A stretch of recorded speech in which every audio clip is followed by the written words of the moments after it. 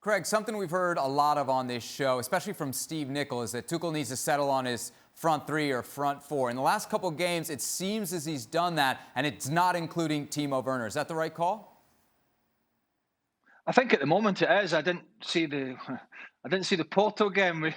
The Porto game, we left it to my colleague there, Shaka Hislop. He pulled the short straw because everybody was running for the hills. They didn't want to watch that game. So I didn't see the performance. Shaq said it wasn't, it was a defensive performance. They sat in to get the result, so we didn't really see that attacking three-ball working. We saw it working against Crystal Palace, but for those, and I'm sure Ian saw a bit of that game, Crystal Palace were absolutely woeful. But, the interesting thing is Werner's out of form. Ziyech has had some injury problems, looks a little bit lightweight, come into the side at the start of the season, looked really good, then went back out again. Christian Pulisic himself has had his own injury issues, and that's something that he has to resolve and put some consistency of games together. And then I think we'll see the best of that young man. There's no doubt Mason Mount is and has been one of the first names on the team sheet. He's got so much flexibility, so much desire. He's got goals, work rate, offers everything to a manager. And so he's a shoo-in.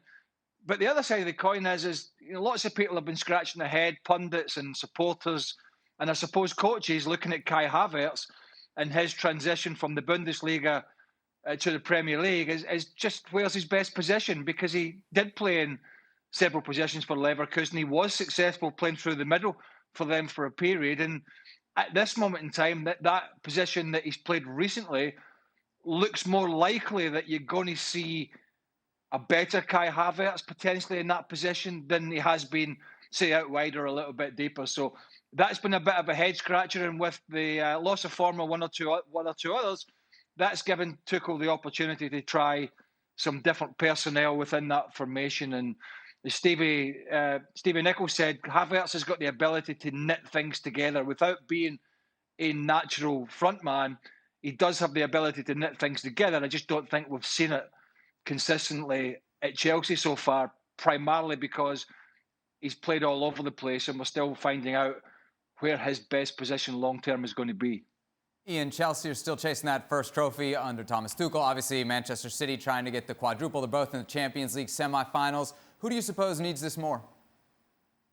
They both do, is the short answer to that one. Manchester City, I know Pep keeps saying that the quadruple is impossible. It's not, is it? They're closing in on that. They're winning the big games, and they're favourites to win this big game as well. But Tuchel's only been there 5 minutes, really. They've had a couple of defeats. I mean, he might be encouraged by the fact that City, they've just shown just recently that they can have an off day. They did against Manchester United. They did against Leeds, all right, with a much-changed team. I mean, I think the selection will be interesting. I think City will make more changes again. Will Raheem Sterling play? At the moment, he's out of the picture. He only got 5 minutes the other night, didn't start the first leg against Dortmund. So that's how good they are, that they can change it around and still put a really good team on the pitch. So Manchester City, I think, even though they might be a little bit tired and maybe a little even emotionally drained, they can come back on, I think, at Wembley and turn it on again. Let me answer it a different way quickly, Sebi, to Ian, just briefly. Is if Man City don't win the quadruple, and that's a hell of a feat, by the way. But if they don't win it, nobody will bat an eyelid, really. I mean, let's be honest about it. But if he doesn't win the Champions League again, it'll, as I said in the show a few days ago, it will give the hacks and all the journalists something to write again, because this is the stigma that continues, rightly or wrongly, to follow him around since his Barcelona days, where he had one of the greatest teams of the last 20 years. And, he's been at two big spending clubs since, Bayern Munich and Manchester City. He's coached more world-class players.